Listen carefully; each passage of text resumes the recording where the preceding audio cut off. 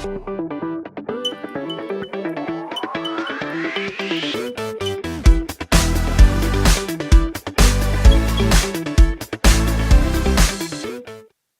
and welcome to this special edition of Network Collective. This is an off-the-cuff edition. We're here at Cisco Live in Las Vegas, Nevada, and I have an excellent panel of guests here to talk about what we want to talk about today. So what the idea of the show today is, we want to talk about the value of conferences and social media as it relates to IT engineering careers. And to do that, we have these guys here at the table and lady at the table.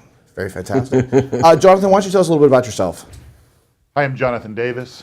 I've been in IT for 16, 17 years now. I work in the government space, doing a lot of wireless work and, of course, the traditional LAN WAN as well. I can be found on Twitter at Subnetwork, and everything kind of links from there. Sounds good. Aaron? Cool. I'm Aaron Conaway. I do a large enterprise in Atlanta. Lots of data center stuff too, but usually big companies. And I'm at A Conaway on Twitter, and aconaway.com is where I kind of blog, maybe. Fair enough. We also have Morena with us today. Hi, I'm Morena Karasevich. I work in Vancouver, BC at a local college there, and we found it Renegade 604. Excellent. Thanks for joining us. And Tom?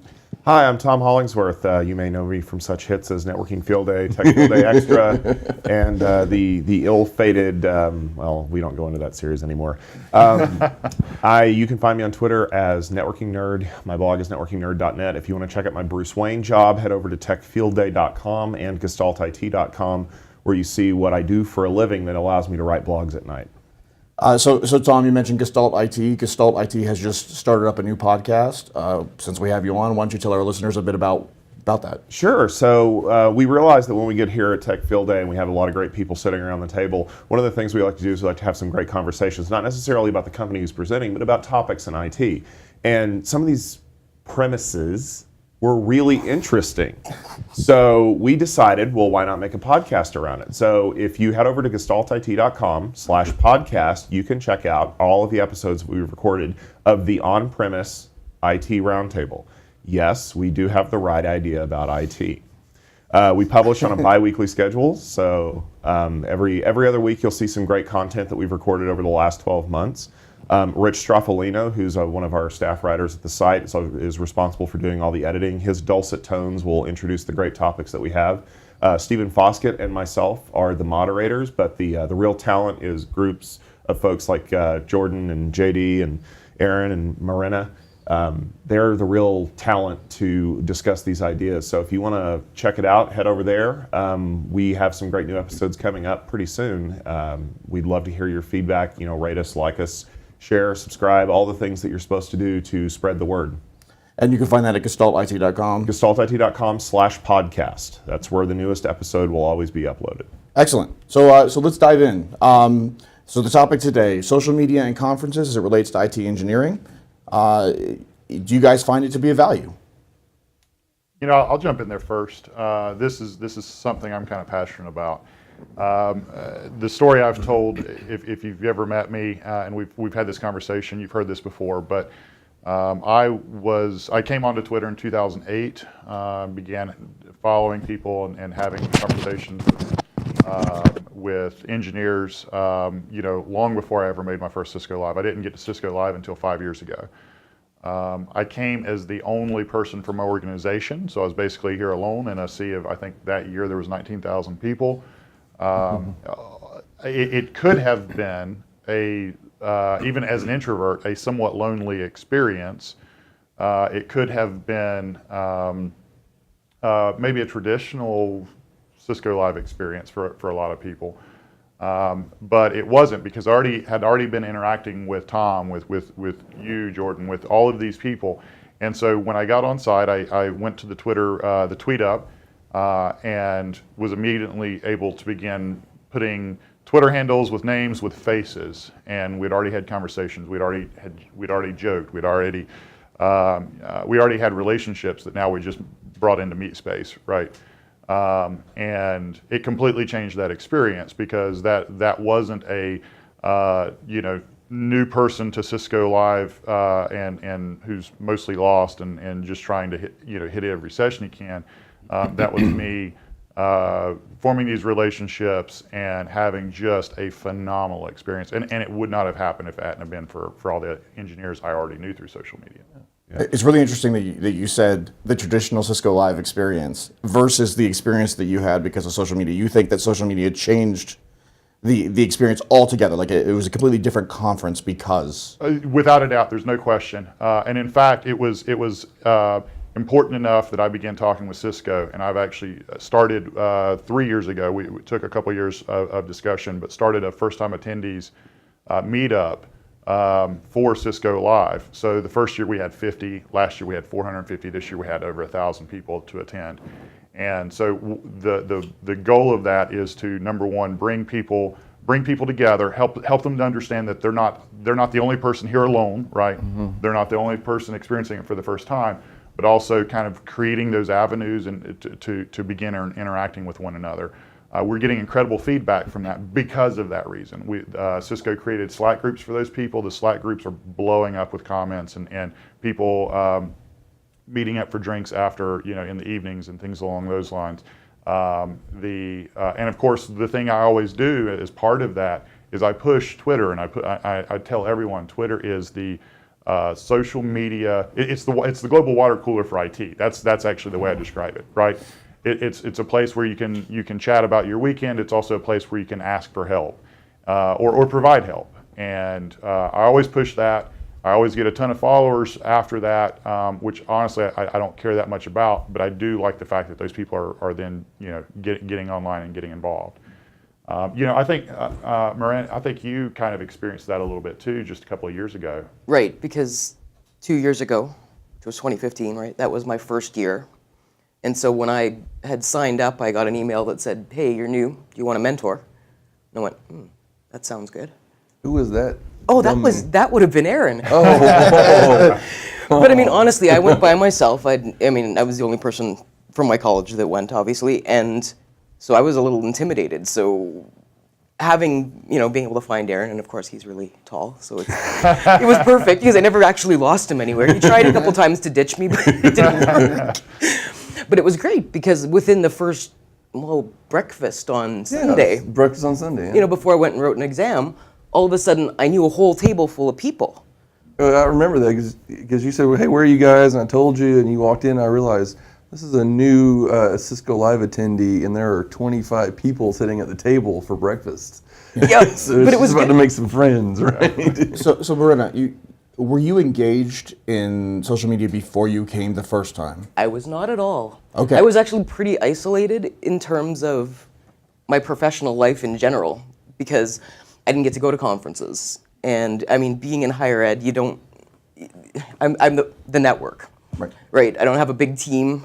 I would go to one local conference every year, but the problem is our whole department would go. So what ended up happening was everybody kind of just hung out with the people they already worked with, so you didn't really make a lot of contacts that way. Right. So when I signed up for the mentor program, they were like, "Oh, get on Twitter." And I went, "Okay, fine, I'll get on Twitter." I don't know how to use Twitter. Because I had a Twitter account years ago, and it just didn't seem to have benefit to me at the time, so I canceled it. Right. You weren't a fan of tweeting about sandwiches and No, like that, because yeah. that would have been like 2009, 2008. And I was like, I don't care what you're doing right now. I really don't. Yeah. Right. So you became engaged. I'm just trying to summarize here. Yeah. You became engaged in social media after the conference experience because you met people here. Slightly before, slightly during, but Right. a lot afterwards. Right. And so that actually heightened that experience. Oh, definitely. Excellent. Actually, I had the opposite experience from all of you because I started coming to Cisco Live in 2006 by myself. Nobody from my company wanted to come. I spent the first year going to sessions and being a busy little college student, basically. And it was fun. Like I learned a lot, but I was missing something. I could tell that there was something that was not right as far as the interaction. And so as the years went on, like I found a group of people to hang out with that we all kind of revolved around one of the things that Cisco did on the show floor. Well, then I think it was 2010 actually, they shut that program down. They didn't do it anymore. I was like, well, darn, where are all my friends going to go? What am I going to do now? And then about that time was when I created a Twitter account. And then when I started meeting people and understanding what this could be about, it really changed the perspective of Cisco Live. I mean, look at the number of people now that come on social passes, not because they want to go to sessions, but they want to come hang out with their friends and have discussions and do great things here around other people, not necessarily conference related. It's social has changed a lot of what Cisco Live looks like to people. And I hear that a lot from people, not just outside of Cisco, but inside of Cisco too. Yeah. It's changing the way that they think about the way that they interact with their customers. Yeah, it's funny you say that. There's kind of the history and the lore around Tom's Corner, but I remember watching that take place on Twitter. I guess that was 6 years ago. It was 2011. 2011, yeah. And I remember I thought I was going to make Cisco Live for the first time that year, and I wasn't able to. And I remember being so frustrated because it was like these are all those people that I've been talking with, and they're all in one place, and I can't be there. And I've actually 2012 and 2013 both put a lot of personal money out to get to Cisco Live for specifically that reason. San Francisco, I was 100% completely on my own dime, and I even paid for the full pass. And San Francisco is not cheap at all. No. But it was worth it for the people that I was around. I mean, that's quite a statement. I want to unpack that a little bit, right? So you paid flights, San Francisco hotel costs, and a full conference pass, not because of the sessions at the conference, but because of the people you've established relationships with via online and social media. Absolutely. I mean, if you don't know, you should know. Every session that you could possibly attend, except for mine, gets recorded and put online afterwards. So if the only reason you come to Cisco Live is for the sessions, you're, to be perfectly honest, wasting money. Yeah, you're missing out on 90% of what Cisco Live has. That's exactly right. So I have not been to a session yet. We're in day 3. I tell my boss because Monday. You know this is going on the internet, right? Yeah. Monday I had an exam, right? Because you get a free exam when you get a conference pass, which I failed like normal. I was watching some engineering deathmatch stuff, right? Skipped another session. Did a podcast about tactical operations, with Justin Cohen. That was all day Monday. Yesterday I was hanging out with you all day with Tech Field Day, which is amazing. That's the greatest thing that happens here, by the way. You get on the list. If you're not on Tom's list, try to get on his list. Not that list, the other list, the good list. Today I even skipped a session to be here because this stuff is better than the sessions to me. And like you said, if I want to see the sessions, I'll go later and look at them. Right. Exactly. When I looked through my calendar this year, I think there were 3 absolute will attend sessions that I wanted to be there in person and wanted to see in person. The rest of them I put on my calendar, but in general, the reason they're there is placeholders so that I remember to go back later on and watch them. It's not about the sessions. It's about the people. It's about the other experience. For the record, I will go to a session later this afternoon. just for clarity, I actually explain it to people when I'm explaining about Cisco Live. People who are coming new, like that. There's so much focus, right? And you mentioned that traditional Cisco Live, and I mean not even Cisco Live, just traditional conference experience, where you go and there's like all this great content, and you definitely want to consume that. But the hallway conversation seems to be where I get the most, right? Those hallway conversations are the most valuable. And if you've been following Network Collective, that was one of the ideas from the start. We kind of wanted to extract those hallway conversations and put them online so that people could have them again. I mean, it inspired this podcast, right? The idea that these things happen, these conversations happen, these groups exist. And I think a lot of people are missing out on it because they're focusing so much on those sessions, which again are great content. I think it's a great value to have available afterwards. And yes, I'm attending mini sessions while I'm here, but it's not my full calendar. Like that's just the make your own session aspect of things is so great because I mean when you're in a survey course of 300 people in a room learning about BGP troubleshooting, they got to pretty much stick to the slides, and they can't really ad lib very much. But I can remember, I think it was 2010 actually, I was walking to the CAE at MGM from down here at Mandalay Bay, which if you've never been to Vegas is about 47 miles. In 100-degree heat. There just happened to be a Cisco presenter there that I'd been to a session of his, and it was about upgrading Call Manager. And we got into a very long discussion about some of the new changes inside of Call Manager, and he looked around and he was like, okay, now that there's nobody around from Cisco, let me tell you exactly how this works. And it was just like we were having that back and forth where there was a lot of real knowledge transfer and things. And I got more out of that than I got out of a session. And it's not because a session was boring, it was because that personal one-on-one or small group contact is so important for being able to discuss that. I mean, you brought up the idea of Tech Field Day Extra. Do you know why this table only has 8 chairs as opposed to 50? It's not because you're waiting list, right? Well, yeah. There's a very long waiting list. And very exclusive. We have found over the years that the larger the group, the less discussion happens. Yes. And so that's very true. When you hit even 20 people in a room, it's difficult for people to be able to feel comfortable talking. It's difficult for people to be able to formulate ideas and get those discussion items in. And when you think about it, we're a group of people that, when you think about the typical person you consider being a Cisco Live attendee, we're actually a lot more extroverted than they are. Yeah. Even though we're not extroverts at heart, we're willing to share, write, tweet, do all this social stuff. And we have a hard time getting a question in or getting a discussion item in. Imagine how the poor person sitting in the middle of a conference session, either troubleshooting something over a VPN because they got called in to work on their vacation to Cisco Live, feels, it's like, who am I to ask a question about why we do AS path prepending and BGP in this session? And you look over and it's like, that guy wrote BGP and that guy works for a service provider. Yeah. It's difficult to find your voice sometimes. Right. So there was an example. Was it San Diego where we were all sitting at the table? There's probably 20 of us, and someone got a phone call, or there was a firewall problem. I remember You this. remember that? I was there for this. I know exactly what Were you there for that one? Yeah. So someone got a phone call, said there's a firewall problem with like a 5505 or something like that, and I can't remember who it was, but they just started saying the details out loud, repeating them as to get them on the phone, and everyone's taking notes. Yeah. Meanwhile, there's like 20 CCIEs. There's 20 CCIEs. And a bunch of really experienced networking professionals sitting there working this. And I remember because it was a VAR. It was a VAR engineer. Yeah. And I remember thinking like, wow, So if this guy got expensive call, right? this guy got the bill for the amount of consulting hours they just got, that was ridiculous. And he ended up solving it in like 15 minutes. But it was discussion amongst everyone. 'Cause we're all free thinkers here, right? We're throwing it out there. I mean, I think even Jody Lemoyne said, "Hold on, I got a lab at home. I can do this real fast." Yeah. It was like, give me the address so I can access his lab on my phone. And I see, mean, that's what hooked me, Yeah. honestly, on Cisco Live. And social media in general, is, in terms of my professional life, was just being able to actually be in a room with so many smart people.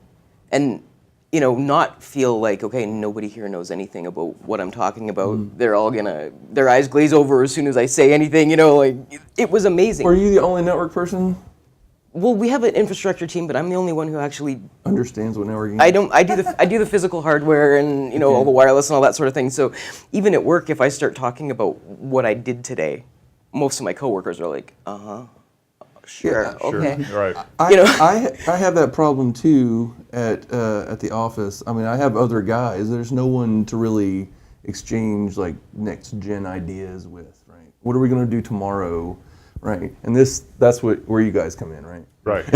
Yeah. Well, so go ahead. I don't. Well, I was just going to say a good example is the ASICs.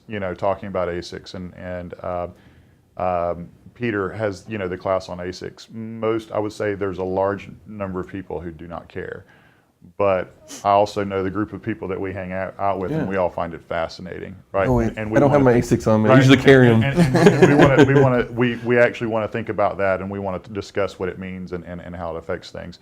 I want to go back to one thing real quick too. When you were talking about like that group of people, a term I started using I guess last year, but for it is my NOC, my network of cohorts, right? Because it really is one of those things where when there is that problem. In fact, I cannot remember the last case I opened. it's been that long ago. Oh, wow. Because when I have a problem, if I can't find it with some quick Google searches or just traditional troubleshooting, right? Go to Google. I'm absolutely hitting up the experts I know on Twitter, because in a lot of cases you can reach out to people who are directly involved in product development. Or whatever, who, even if they don't know the exact answer, they then immediately forward you on, or they say, hey, this is the person to talk to, and they'll make the introduction. And I've done that, and I've done that specifically with you. yeah. because you're an excellent wireless guy, and I had some wireless questions, and so and this isn't just at the conference. This is throughout the rest of the year. This is one of those That's right. huge values of having those relationships. Is I can lean on people who know more about a topic than I do, Right. To pull back, and that was it was a poorly surveyed site. I'm like, how do I make the best? We had fun with that. How do I make the best of this, right? Yeah. And that happens quite regularly for me. I don't know about you guys. Yeah, we absolutely had we had fun with that, and I think what happens is going back to your comment about the billable hours, right? Well, the reality is when any employer hires me, he gets me, but he also gets my back office. Is the joke, right? He gets all of that other experience and all that other. It's part of your skill set now, really. It is. It's the tool that you use every day. Right, and social media as an engineering skill set. Yeah. That's interesting. I like Well, psychologists talk about the fact that we're actually, part of our brain actually has become our mobile device, right? It has become an extension of our brain because we're storing so much knowledge in it, and using the internet for not only notifications and news and things along those lines, but always being able to reach out and find information. And I feel like the network of people that we build around us through social media and other things has also becomes that extension of knowledge, right? It's not possible for any of us to be, okay, there are a few 5-time CCIEs, but in general, right, for us to not be trainers, for us to accomplish the goals that are put in front of us in our jobs on a day-to-day basis, we can't be experts in everything. But if we know the experts, then we can at least get those assists when we need them, and get that help, and sometimes just guidance. Sometimes it's as simple as, hey, I've got this project coming up. I've never worked on X product. What's the best book, right?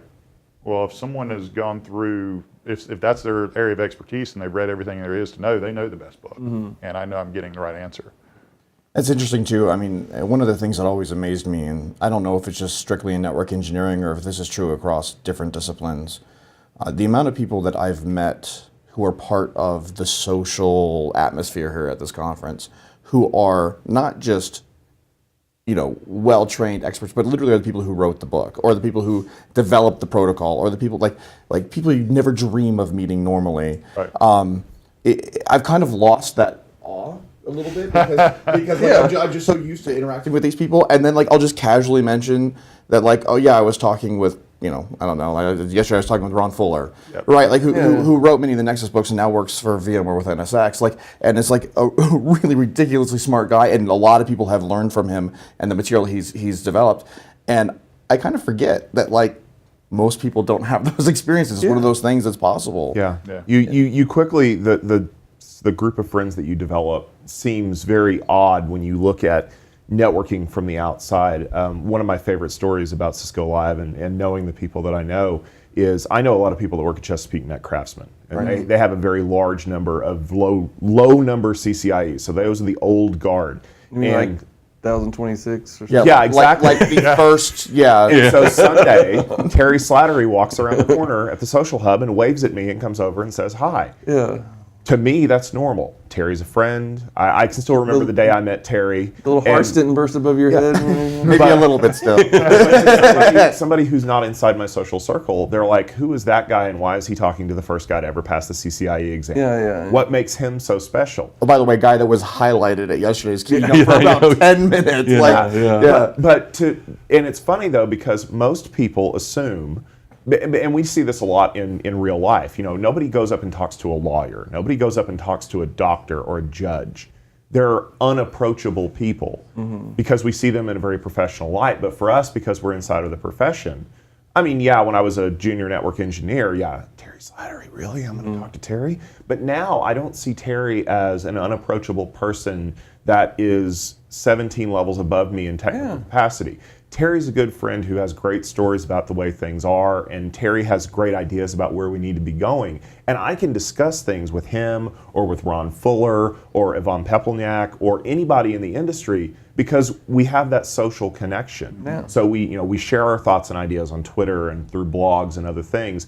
And so it gives us an idea of what we know and what we're developing and working on. And that really opens the doors for a lot of people too. It's because, and I see this a lot in other communities, not in the networking community necessarily, but people who have these ideas, but they kind of keep them really close to the vest. And it's like, well, I don't want you to know what I'm working on. This is too important for me. This is going to make me famous. And here at Cisco Live, that sharing of knowledge is so critical to moving the industry forward.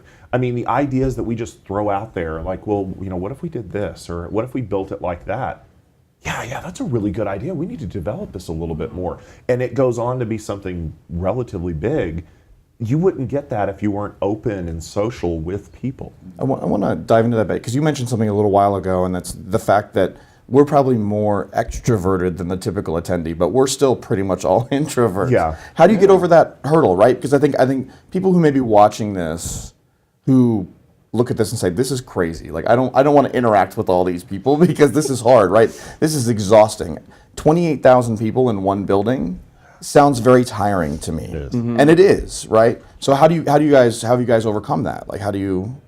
I think when we were talking about people that we know and kind of how we're very comfortable interacting with all of these. You mentioned Net Craftsman last night at the CCIE party. I spent a lot of time talking with, and there is that certain point where you realize I'm the only one here who's not Net Craftsman, and these are Denise Donahue and Dr. Pete Welcher, all these amazing people, but I think the difference is, and getting back to your question. Well, I want to tell a very quick story. Very first time I met Wendell. We're taking the windy road. That's We are. okay. That's fine. Very first time I met Wendell Odom. I talked. Wendell Odom stories. I have one too. So I talked to Wendell a little bit, on Twitter. He's active there sometimes, and we started a conversation over the extent of probably an hour while he and I stood there and talked. A lot of people came over and introduced themselves and shook his hand and told him how great, how his books helped them, on their path to being a network engineer, how important he was in the development. And every single time Wendell introduced me and introduced the topic of conversation. He was welcoming them into the conversation, and every single time, what they were there to do is kiss the ring and then walk away. And I think to get to the question of how do you take a conference with 28,000 people and survive as an introvert, is you have one-on-one conversations, and not just about IT. We weren't talking. Well, we were talking about IT some, but we weren't. I certainly wasn't asking him CCNA level or CCNA book questions or things along those lines. We were talking about life. We were talking about how IT has evolved and how that kind of affects us, and so it's understanding that while we're here at a technical conference, we're all complex individuals, and we're all more than just, in Wendell's case, an author. And Wendell has interest outside of that, just like the rest of us. And so it's having those one-on-one conversations and being willing to learn about a person as an individual rather than as an author or as a CCIE, the very first CCIE or what have you. So my Wendell story, just because since we're sharing Wendell story, so I made the incredibly stupid or naive decision of taking my CCIE lab the Monday of Cisco Live in San Francisco. I remember that. And so luckily all turned out well because I passed. If I had failed, it would have ruined Cisco Live for the entire week. But I passed, and it was really cool. I mean, it was a neat experience. But the thing that really sticks out to me is we were at the customer appreciation event, and I seriously doubt Wendell will remember this at all. But he came up to me and congratulated me on passing my CCA, and I'm sitting here thinking, like, I've read this guy's books, and it led me down this path, and he helped me get here. And here's the guy coming up to me and congratulating me on this accomplishment. I'm just like, where am I at? Like, what am I doing? What is this thing? And it was just odd. So anyway. So any other thoughts about introvert, extrovert? So I found this out earlier this year. Do you know that more people are afraid of public speaking than they are of dying? Well, that's an interesting statement. It's not statistically insignificant either. We actually, it was part of a team building thing that I did, and you were supposed to rank these like 12 greatest fears, like flying and snakes and dying and public speaking, in the order that you feared them. So like, for me, snakes was at the top of the list, and flying and public speaking were kind of down at the bottom because that's something I do now. But when they released what the Family Feud aggregate numbers were, literally more people were afraid. Something crazy like 75% of people are afraid of public speaking, and only like 40% are afraid of dying. Think about that. But then it got me to thinking, well, how is it that I ranked public speaking so low and other people rank public speaking so high? And then it dawned on me, when people get asked to give a speech, what are they actually asking to talk about? Well, for most people who are not like super deeply expert technical people, they may be asked to give a speech that they're wholly uncomfortable giving about a topic that they don't feel comfortable talking about. And so what do? They clam up. And they don't like to talk, they don't like to answer questions. Well, what happens when we're asked to give a speech? Like if I asked you to get up on stage and give a 5-minute speech about creating, VXLAN networks or doing long distance vMotion, you could give it and you would feel comfortable with the technical discussion, right? Sure. But if I asked you to get up on stage and tell me how a heart operates, you would probably go, It goes bump and Yeah, exactly. another bump. Hopefully. If it stops, it's wrong. That's the end goal, right? So the key to becoming more extroverted, especially at places like this, is to realize that as a professional in this industry, you have a skill set. Even if it's something you read in Wendell's books, even if it's something you learned from a CCIE training lab, you know about that topic. That's how most blogs start is, hey, I'm learning about this topic, I want to write my notes down. That's how mine started. And as I built out from that, as I understood the topics more in depth, one of these days I'll tell you the story about how I almost punched Marko Milivojevic in the face because he told me I was wrong, until I realized that I actually was wrong. Yeah. And I had to go back and fix it. That's a pretty typical scenario. Yeah. Him being right and me being wrong, yeah. But once I got comfortable with that, I didn't feel awkward about walking into a conversation with someone where they're talking about the best way to do port fast on a switch. And I'm like, hey, I know a little something about this. And even when I got on Twitter for the first time and I was talking to the Ethan Banks, and he loves it when I tell this story. I'm like, he's Ethan Banks. He's a podcast host and a CCIE candidate, and he's like a brilliant human being. And when we started talking, we realized that we kind of have the same level of knowledge about things, and it starts opening those doors. But the irony now, and this is actually something that Stephen told me years ago when I was a delegate at Networking Field Day, I shook his hand and I said, Stephen, thank you very much for letting me come to this event, because I got to meet my heroes in IT. Mm-hmm. And he looked at me deadpan and he said, well, guess what? You're somebody's hero now. So remember that feeling. Oh, goodness. When somebody comes to you. No pressure. But it's happened. It's happened to me in the last few Cisco Lives because of, as JD put it, the legend of Tom's Corner. And the fact that social's gotten so big, people will come up to me and they'll just want to take a picture or shake my hand. Yeah. And I don't let that stop there. I try to tease a little bit of that introvertedness out of them. What do you like? What are you looking at? What do you think about all of this? I'm trying to hopefully get them to the point where when they walk away, they don't just want to go back into that little shell and scurry off into a corner and read through a PDF of the slides for the next presentation. They want to go find somebody and talk to them. Yeah. Maybe they're going to get the courage to go up to the speaker at the end of the session and say, hey, I really liked your slides, but there's I got a question about this AS-Path prepending thing. Right. I'm doing it this way. Is that the right way I should be doing it? And that starts a whole new conversation, and that increases the knowledge level in the industry as a whole. And that's what I think is really so important about breaking people out of their shells. Right. How about you, Morena? I mean, like your experience coming into Cisco Live, I mean, do you consider yourself an introvert, and what was that like? I'm not shy, but I'm an introvert. I Okay. am. I get exhausted around lots of people. Mm-hmm.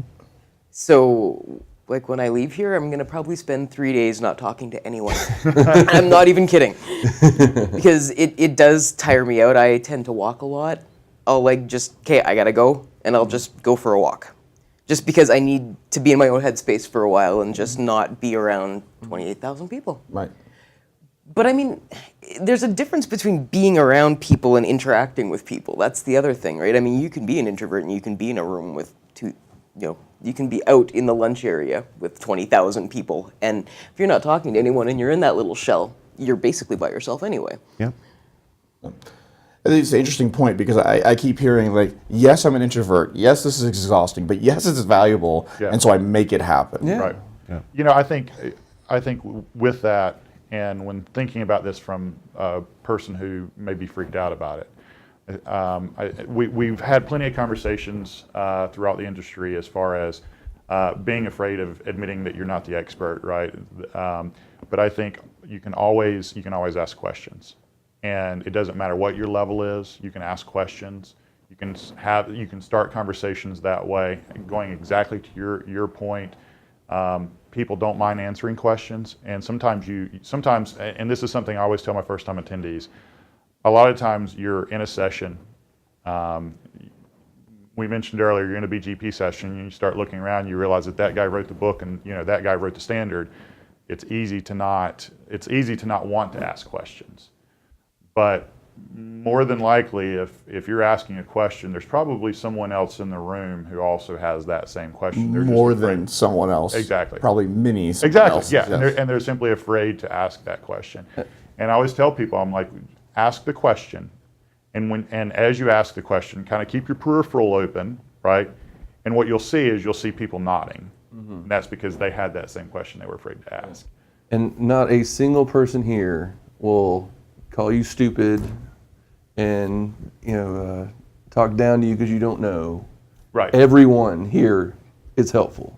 Everyone, from the authors of the books to the guy who's the first-time attendee, Right. will help. And generally, Yes. if it is, And it's amazing. if it is that person, they're going to wash themselves out, right? Because Yeah. I think the community is one that's very understanding, and the community does not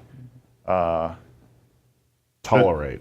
Tolerate is the perfect word. The community doesn't tolerate those individuals. I mean, I think we've all found so much value out of it, right? That it's just not. we're okay. protective of it. Right. Yeah. Yeah. I think that at this point, my experience, I've been in 5-6 years now, doing all these things that we're talking about, and I would not be okay if someone came in and started stepping on that. Right. Yeah. Yeah. Exactly. Start squashing that interest Yeah. and that curiosity. Well, the other thing too, though, is nobody here was born with any of that knowledge. Everybody didn't know at some Right. point, and somebody either had to read it or ask, or somebody told them. Yeah.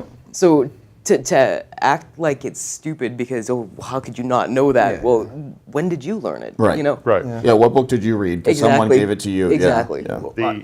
I've taken the community here and I've applied it in my own life. I see the way that we teach people how to do things, and I apply it in other areas. So when I'm not Batman and Bruce Wayne, I wear a Boy Scout uniform because I'm a Boy Scout leader. Mm-hmm. And when you take an 11-year-old boy who has maybe never been outdoors and his experience with the woods is chopping down trees in Minecraft, and you hand him a piece of rope and you say, okay, I want you to tie a square knot, he may have never seen it before. Yeah. And you can't look at the boy and go, well, what are you, stupid? How could you not know how to tie a knot? Yeah. I look at the way that we interact with each other and go, okay, I understand, maybe this isn't something that you're really good at. Let's walk through it step by step. Let's understand why we're doing this and how it needs to look. Mm-hmm. And then I want you to go teach somebody how to do this so that you really lock it in. Those are the things that we do for people. And it doesn't just have to be about bits and bytes and routers. The ideas behind sharing and engaging people and making them more social carry over. In fact, I am notorious when I ask questions for the scouts, I don't pick the kids who are jumping up with their hands in the air. I actually search out the ones who are quiet because I want them to know that you don't get to hide in a corner, that there's something you can contribute. And I've had boys 13, 14 years old come up and say, thank you for making me a part of this. I always feel like I'm left out for some reason. And and it's the same in the networking community. I don't want anybody to feel left out around here.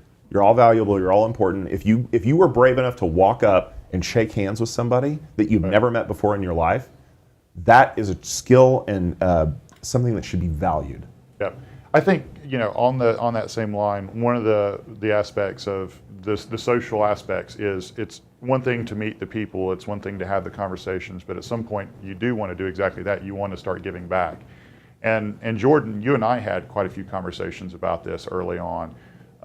There was the conversation about why should I blog because everyone else is, right? And there becomes this feeling of it's all been done before, right? To steal a lyric. But the reality is you make these notes, number one, for yourself, right? Because it's amazing the number of times I refer back to some of the blogs of stuff I've written on because that was something I needed and I knew I would need it again. The most read blog article I've written, still to this day, is actually how to do Wireshark captures to pull CDP and LLDP information. That's crazy simple, right? That's very simple. It's a short blog, but people are Googling that all the time and finding my blog all the time for that. And the reason I wrote it is because when I went to do a quick search thinking, you know what, I know I can just Google this, it wasn't there. So I had to actually think about it and kind of check it out, right? So I think as you begin joining the communities and begin participating, at some point you want to begin contributing, and you can't allow yourself to be held back from this idea of it's all been done before and by someone better. Oh, no. So you have your own view of the topics as well. So you're going to put a little spin on it. But blogging is the best study tool in the world. Right? Yeah, it really is. where are you going with this, because when you start writing and you get like, when Marco's looking over your stuff and saying, no, you're wrong. That's where you're going to learn. But it's also you're going through the details and you're typing out the details of OSPF convergence or something, and you're like, is that really right? Did I just make that? Let me go research that. No, that's how I found the answer to Marco's "you're wrong" comment. Was I realized that the documentation for spanning tree BPDU filter was different enabled at the global level versus at the interface level, because in CatOS, which was the documentation I was looking at, it wasn't an interface command. And so I actually found an inconsistent behavior, and it was like a light bulb went off. It's like, he was right. But I need to explain why so that I understand it. And so as I'm writing this out, it starts making sense and it starts jiving why the behavior that I was seeing was inconsistent with what the book said it should be doing. And when you make that connection, then that's when you get excited about something and you want to tell the whole world. I mean, you're right. The reason why you should write a blog is because if you Google for an answer and you can't find it, obviously nobody else has come up with it either, and you need to put that down. And I'm going to borrow your platform for 2 minutes. Oh, please. I'm not talking to you guys. I'm talking to you. The person sitting in the chair right now with her hand like this. Okay, you have a mission. You have homework now. I want you to create a Twitter account if you don't have one. If you're listening to the show and you don't have a Twitter account, just stop and go make one. And please make your profile picture something other than an egg, because people want to see who you are, even if it's a funny cartoon character. But the second thing you need to do is you need to think about 3 blog posts that you want to write. I'll even give you topics. Hi, my name is X, and I like to talk about X and technology. Here's 3 questions that I have about technology that I want to learn more about. And here are the answers to those 3 questions after I did a month of study. Now, where are you going to publish those ideas? That's easy. I'll make you a place. gestaltit.com. Send me a DM, and I will create an account for you to write those 3 blog posts for me, and I will make sure the entire community sees them. Do you know why? Because you have 3 blog posts in your brain right now, and you don't even realize it. I want to help you get those out, and I want to help other people understand what you're thinking about. And that is how you become a part of a community. Well, there you go. There you go. So I think from the conversation, Gauntlet has been thrown down. done. That's it. Wait, you can't drop the mic around. The only people who drop mics are people who have never bought mics. That's correct. So if it isn't clear by now, this table is full of social media fanboys. Like we all, we all fangirls. Sorry, Fan people. Fan people. Fan persons, come on. Anyway. But I want to ask a question the other way. Is there any disadvantage? Is there any negative. Yeah. Well, sure. I've not been to my sessions yet. Fair enough. This is actually something that comes up quite frequently in my case, and I'm sure it happens occasionally for you guys. There is a huge problem with people on the internet. They think that hiding behind the anonymity of a keyboard gives them the right to say just about anything they want. I'm not going to say a name. I'm sorry. And honestly, I had a streak of that in me whenever I was just a noobling blogger. I mean, I think that the reason why my blog became famous was not because of a post I wrote, but because of a comment I left about a guy being snotty. That was basically 14 paragraphs of character assassination. It was like all the vitriol that I had in my body just went spilling out. Yeah. But I realized, I mean, there are people that will take shots at you just because you are who you say you know. I have a rule. I will never tweet or blog anything that I will not say to the face of the person that I tweeted about. And this actually happened to me last year. I wrote, if you guys know about this, I wrote a post about the fact that the CCIE written exam was not a good exam. That was terrible. And the CCIE program manager found me. And we had a discussion about this, and he wasn't happy. But because and I said, listen, I stand by everything that I said. And so because of that dialogue, we've effected changes inside the program. The general consensus is that things are getting better. Yeah, sometimes I can be a pain in the ass, but I'm doing it for a good reason. But people who are just mean for the sake of being mean, that's the biggest problem that I have. I got a blog comment the other day of somebody threatening to destroy my blog, and I'm like, what good does this do you? It doesn't do me any good because I have to expend energy having a conversation with you about why you're doing something stupid. But what kind of perverse pleasure do you get out of it? And I'm seriously beginning to believe that there are people online whose entire source of happiness in their life is making other people feel like crap. Yeah. And I don't like it one bit. Right. Any other thoughts? I think I would go along with that. I think the other aspect is there are certain people who seem to all they want to do is hero worship. Yeah, right. That's true. And that the problem with that is it's one-sided, and everything we've talked about here is two-sided. We've talked about the conversations that we have with people who are absolute top of the field, and we're not talking about.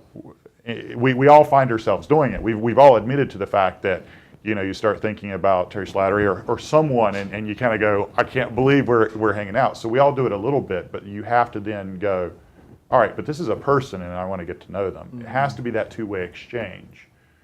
So I would say that I've definitely had some one-sided conversations, and I've done what I can in those to help them understand that, hey, let's have a two-way conversation. In some cases, you just simply have to be assertive enough to go, this isn't my scene, and move on. Yeah. Oh, I want to thank Jonathan for spearheading the mentor program. Actually, I think that's probably saved a lot of people. I think other than this one, other than Aaron's. Okay, actually, so I'm going to take a step back on that one. That is not me.